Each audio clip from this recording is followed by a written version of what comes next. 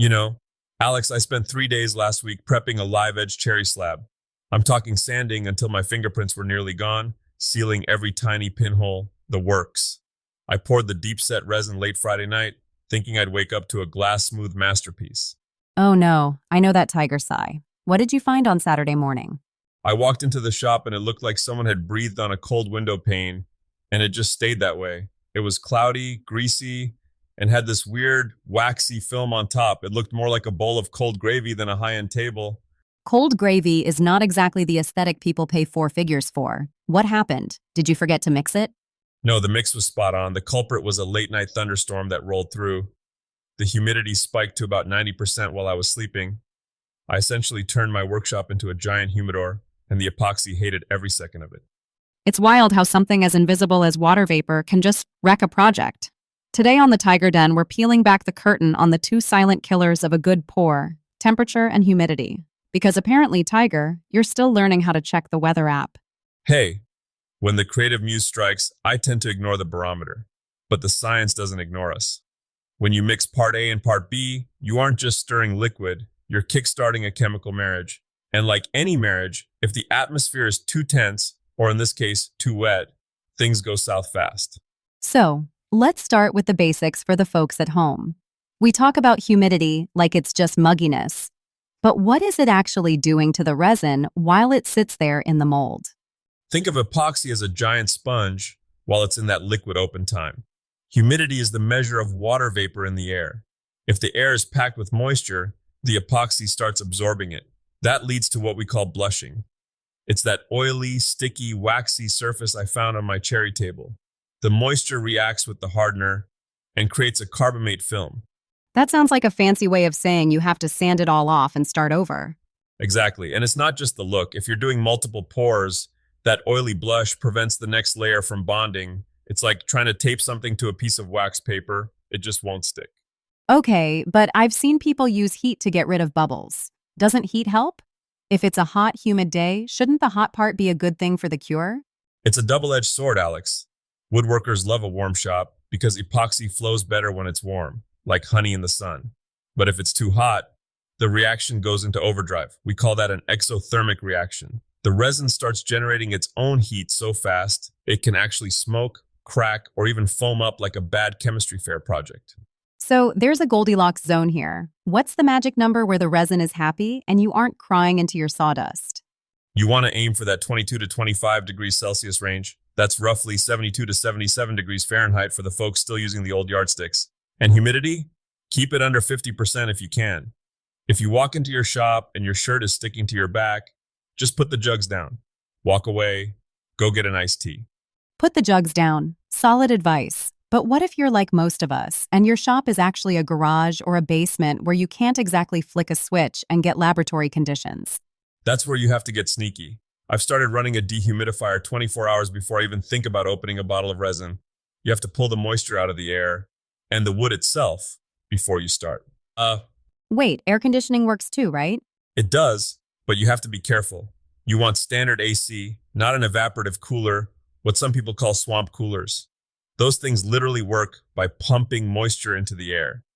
Using a swamp cooler during an epoxy pour is like trying to put out a fire with a can of gasoline. Let's talk about the timeline. Humidity doesn't just attack at the beginning, right? Does it matter once the stuff starts to harden? Oh, it's a predator. It watches for the initial cure phase. That's when the liquid starts to turn into a gel. It's still tacky, kind of like the back of a piece of masking tape. If the temperature swings wildly during that phase, say the sun goes down and your shop drops 20 degrees, you're asking for trouble. Condensation can form right on the surface. Is that why some pours end up looking cloudy inside, not just on the surface? Spot on. If you get moisture trapped during the pour, or if you're using pigments that aren't compatible, it's game over for clarity. And here's a little secret. Check your additives. If you're dumping in more than 10% ink or acrylic paint, you're changing the chemistry.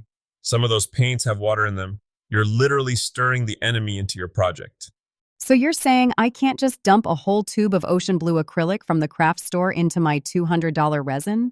I mean, you can if you want your table to look like a blue marshmallow, but if you want that deep, crystalline sapphire look, you have to be precise. Epoxy is a jealous mistress. She wants her ratios exact. Part A and Part B are non-negotiable. If you try to speed up the cure by adding extra hardener, you aren't being clever. You're just making a sticky mess that will never fully harden. You mentioned leaving resin in a confined space as a heat risk. I think I've seen videos of people's mixing cups literally melting. I may or may not have a permanent ring burned into one of my old workbenches from a gallon-sized mixing bucket that went nuclear. When the resin is all bunched up in a deep pot, the heat can't escape. It feeds on itself. The center gets hot, which makes the reaction faster, which makes it even hotter. It's a runaway train. So the pro move is to spread it out? Get it out of the bucket and onto the project as soon as it's mixed. Once it's in a thin layer, that heat can dissipate into the air and the wood. It's all about surface area. Okay, let's recap for the person who's currently standing in their garage, looking at a puddle of resin and a weather report that says thunderstorms. What's the checklist? First, stabilize the room. Get a cheap hygrometer. You can find them for $10. If it says 65% humidity or higher, don't pour. Second, check your material temp. If your resin has been sitting on a cold concrete floor, it's going to be full of bubbles because it's too thick. Bring it inside the house the night before. Warm resin is happy resin. And the blush? If someone wakes up to that oily film we talked about, is the project a total loss? Not necessarily. If it's just a surface blush, you can wash it with warm soapy water and a Scotch-Brite pad, let it dry completely, and sand it back. But you've got to be thorough. If you leave even a thumbprint of that wax behind, your next coat will peel off like a bad sunburn. You have a real gift for appetizing metaphors today, Tiger. Gravy and sunburns. I speak from the heart, Alex, and from a very expensive pile of learning opportunities in the corner of my shop. I think the biggest takeaway here is that woodworking, and especially epoxy work, isn't just about the tools you hold in your hand. It's about the environment you're standing in. You can't fight physics. You really can't. You have to work with the air, not against it. My best pours now? They happen on those crisp, clear fall days when the air is dry and the shop is a steady 70 degrees. It's boring, but boring is beautiful when you're looking for a perfect finish. Boring is better than cold gravy. Every single time. This was a deep one. If you're listening and you've got a shop disaster story of your own, maybe a resin pour that went rogue or a humidity nightmare, we want to hear it.